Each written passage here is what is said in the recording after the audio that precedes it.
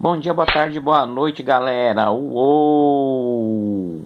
Vamos ver agora o nosso capítulo. O que foi o Iluminismo? O Iluminismo ele foi um movimento filosófico intelectual do século XVIII, surgido principalmente na França, mas na Inglaterra também, na Europa de um modo geral, tá? Era um pensamento que buscava a luz da razão contra as trevas da ignorância, tá? Por luz da razão, o pensamento racional contra as trevas do absolutismo. Por que o absolutismo era trevas? Porque era um pensamento baseado na religião. Não era baseado em argumentos racionais. Por isso que era considerado das trevas. Era um pensamento irracional. Já o iluminismo não, baseado na razão, em pensamentos racionais, então ele trazia luz, emancipação para a humanidade. Beleza? A enciclopédia foi uma coleção de livros publicados no final do século XVIII pelo D'Alembert e pelo Diderot. A enciclopédia buscava reunir todo o conhecimento existente no mundo. Obviamente não conseguiu, né, gente? Até o Google hoje não tem todo o conhecimento do mundo. Mas foi uma obra muito importante, buscava a sistematização do conhecimento. Obviamente a Igreja Católica foi contra, porque a Igreja Católica da época, que era uma instituição diferente do que é hoje, pretendia que as pessoas continuassem na ignorância para serem dominadas. Os enciclopedistas desejavam que as pessoas adquirissem conhecimento, tudo bem? Então a enciclopédia foi uma busca por sistematizar, por reunir todo o conhecimento do mundo. Obviamente também muito do conhecimento de povos americanos, asiáticos, africanos não entraram, era uma obra eurocêntrica, mas podemos considerar um grande avanço. Bom, tudo bem?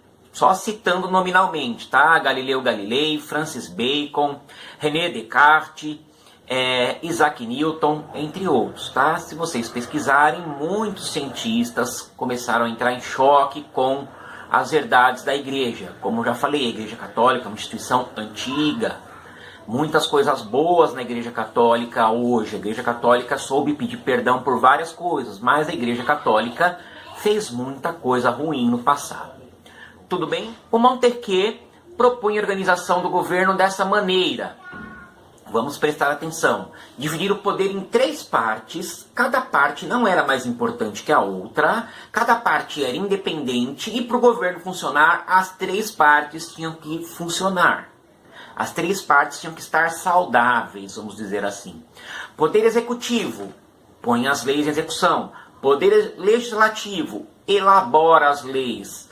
Poder judiciário julga segundo as leis, tá? O Brasil, ele é uma república, né, presidencialista. Existem também repúblicas parlamentaristas e existem monarquias parlamentaristas hoje, tá? Nessas 3 formas de governo existem os 3 poderes, tanto na república presidencialista, quanto na república parlamentarista, como na monarquia parlamentarista. República presidencialista já dei nós mesmos como exemplo, poderíamos dar como exemplo nossos vizinhos da Argentina.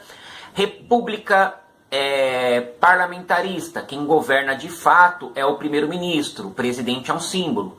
Como exemplo, nossos irmãos portugueses, né? O presidente Marcelo é um símbolo do país, o primeiro-ministro Antônio Costa, que é o chefe de governo, que é o poder executivo. E como uma monarquia parlamentarista, onde o rei é apenas um símbolo, podemos citar a Inglaterra, da famosa Rainha Elizabeth II, que é um símbolo do país. Quem governa de fato o país é o primeiro-ministro Brian Johnson. Tá? Nesses 3 modelos, o poder é dividido em 3, executivo, legislativo e judiciário. Despotismo. Despótico, um rei despótico é um rei autoritário, cruel, que oprime o povo. Esclarecido, que é claro, que está na luz. Como ele é despótico e iluminista ao mesmo tempo? Não parece uma contradição? Mas vejamos só, ao longo do século XVIII, alguns governantes absolutistas tiveram contato com as ideias iluministas, tá? Citar alguns já de cara. Catarina II da Rússia, José II da Áustria, e Frederico II da Prússia e o Marquês de Pombal, primeiro-ministro português. Eles não abriram mão do absolutismo monárquico de forma alguma, tá? Mas eles adotaram princípios iluministas, como o fim da tortura, direito a julgamento, que mais? Incentivo à educação. Por quê? Porque havia já pressão contra o absolutismo. As classes burguesas queriam participar do poder, queriam ter participação no poder. Elas tinham poder financeiro, mas não tinham poder político. O que mais? O povo também já estava cansado do autoritarismo. Então, essa forma de continuar sendo um déspota, mas afrouxar essa opressão com medidas iluministas foi uma estratégia boa. Serviu para reforçar a dominação. Alivia por um lado? Sim, mas por outro, permitiu, né, que a dominação continuasse por mais tempo. Tudo bem, galerinha? Então, voltando. A Igreja Católica é uma instituição que mudou muito, que evoluiu muito e que busca mais estar de acordo com o que Jesus dizia no Novo Testamento. A Igreja Católica mais recente, a Igreja Católica, principalmente a medieval, era uma instituição que buscava apenas o poder próprio, o enriquecimento, o controle da sociedade. Então a Igreja propagava ideias que não tinham comprovação científica, como, por exemplo, o geocentrismo. Diziam que a Terra era plana, tipo um disco de pizza, e o Sol é que girava, o Sol e os planetas que giravam em torno da Terra. Pois é. E hoje gente dizendo outra vez que a Terra é plana. Gente, a Terra não é plana. Mas vocês sabem, né? Vocês são os lindos do tio Fábio. Vocês sabem que a Terra não é plana. Enfim, então a Igreja, ela dizia que as suas verdades eram absolutas. Quem não acreditava nas verdades da Igreja era considerado herege e poderia até acabar queimado na fogueira da Inquisição, né? Os iluministas eram contrários a essa perseguição e eles lutaram contra esse autoritarismo da Igreja. Tudo bem? Voltaire, ele não era contra a monarquia, mas ele defendia uma monarquia de modelo inglês, tá? Uma monarquia parlamentar, uma monarquia constitucional, onde o que valia não era a vontade do rei, o que valia era a Constituição. O rei não seria um governante, o rei seria um zelador da Constituição, tá? Que mais? O Voltaire, ele era um crítico feroz da Igreja Católica, ele criticava, ele satirizava, mas ele não era ateu não, tá? Ele era deísta, ele acreditava que Deus estava em todas as coisas, nos objetos, nos animais, era uma força divina que estava em tudo, em toda a natureza, mas que não intervia na vida de ninguém. Tá? Que existia uma força divina, mas que essa força divina estava pelo mundo, não para interferir na força dos homens. Tá? O Voltaire também era um grande defensor da liberdade de expressão. Ele dizia que ele não podia concordar com nada do que uma pessoa dissesse, mas que até o fim ele defenderia o direito da pessoa ter uma opinião própria. Tudo bem? O Rousseau, ele tem aquele conceito do bom selvagem, né? Ele acreditava que o homem no seu estado de natureza, ele era bom, ele comparava um pouco com os índios americanos, brasileiros, enfim, índios coletivistas que viviam em comunidade, que eram bons quando viviam em comunidade, em coletividade. Mas a hora que alguém cercou tudo e disse, isso é meu, pronto. Começou a opressão. Aí, o Rousseau disse que as pessoas elas precisaram assinar um contrato social, onde elas abrem mão de algumas vontades delas em troca de proteções, em troca de respeito a condições melhores para ela viver. Um exemplo que eu já falei com vocês outras vezes, né? A gente pode querer ficar ouvindo música a madrugada toda até as 5 da manhã. Ouvir música é uma liberdade nossa. Por outro lado, um monte de gente acorda 4, 5, 6 horas da manhã para ir trabalhar. Eu mesmo acordo 5:30 da manhã para ir dar aula para vocês. Pois é. Acordo 5:30 da manhã, 6 horas da manhã pego meu motinho e ó, vou dar aula para vocês. Se Deus quiser, em breve voltarei. Então, se você fica a noite inteira ouvindo música alto, você está desrespeitando o direito das pessoas que vão trabalhar. É aquela situação. Você quer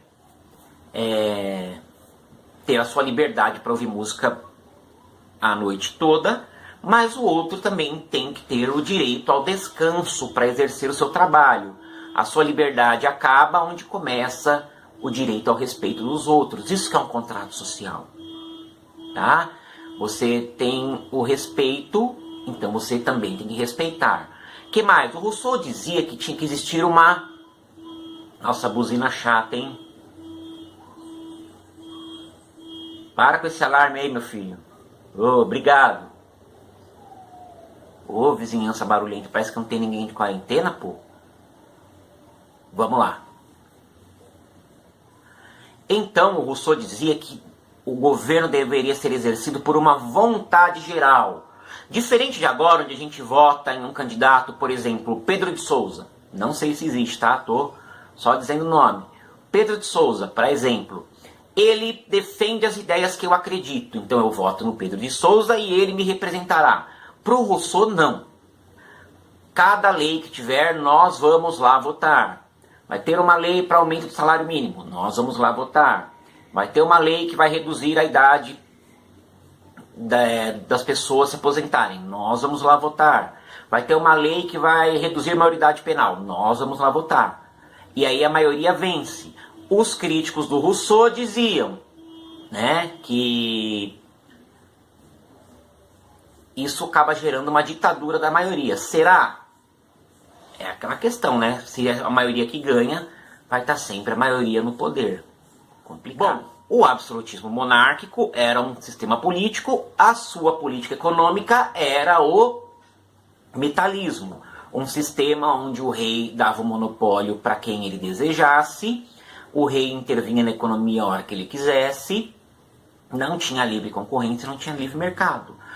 O liberalismo econômico preconizado pelo escocês Adam Smith era um modelo econômico crítico ao absolutismo e ao mercantilismo. Ele era um sistema econômico que buscava a não intervenção do Estado na economia, a valorização do trabalho ao invés dos metais preciosos, que era a coisa mais importante no mercantilismo, né? O mercantilismo visava o metalismo. Quanto mais metal precioso um país tivesse nesse regime mercantilista, mais poderoso esse país seria. No liberalismo, não. O que mais valia era o trabalho. Não é mais valia, tá? O que mais valia. Não confunda com mais valia, que é outro conceito econômico do Marx, tá? Não confundam uma coisa com outra. Então, a coisa que tinha mais valor para o liberalismo econômico é o trabalho, porque o trabalho é transformador das coisas, tá? Que mais? O liberalismo econômico dizia que os preços e os salários se regulavam de acordo com a oferta e a demanda, a lei de mercado, a lei da oferta e da procura. Quando os estoques das coisas estavam altos, o preço caía. Quando o estoque das coisas subia, voltando. Quando o estoque das coisas estava alto, o preço caía. Quando o estoque das coisas, os produtos estava baixo, o preço subia. Salários. Quando uma determinada profissão tinha muitos profissionais, os salários ficam baixos.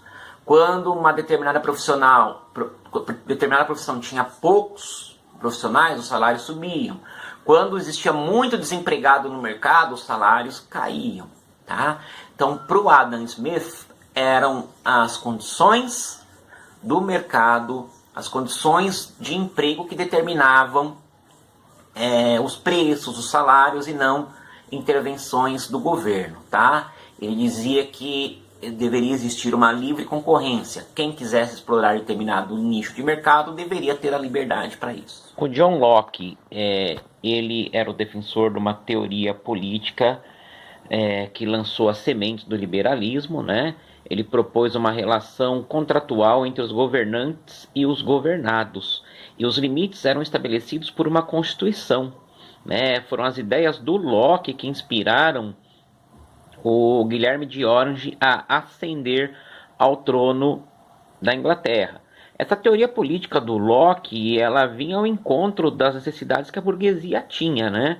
Que no final do século XVII, como nós já vimos, aspirava por liberdade econômica e aumento de participação no governo. O Império Português, ele teve como déspota esclarecido o Marquês de Pombal. O Marquês de Pombal pegou a administração portuguesa logo depois do fim da União Ibérica, né? Portugal já tinha se transformado num império decadente, empobrecido, né? E o Pombal, ele tinha ideias iluministas, né? Mas atuou num governo absolutista. Então, ele, como medida principal, ele expulsou os jesuítas de todas as possessões portuguesas, né? Assim, os jesuítas parariam de se intrometer nos assuntos políticos, parariam de contrabandear ouro, né? Também o Pombal, ele modernizou as instituições, ele criou aqui no Brasil o imposto da derrama, né, de 100 arrobas anuais de ouro para os mineiros pagarem, né? Uma medida que não é nada iluminista e sim bem absolutista, né? Mas era isso. Os déspotas esclarecidos, eles uniam características do iluminismo ao governo absolutista. Então era um governo absolutista com algumas medidas iluministas, tá? Beleza, galera? Respondam as 5 perguntinhas do questionário. Se quiserem responder as perguntas do livro e mandar para mim, podem mandar, beleza? Uou!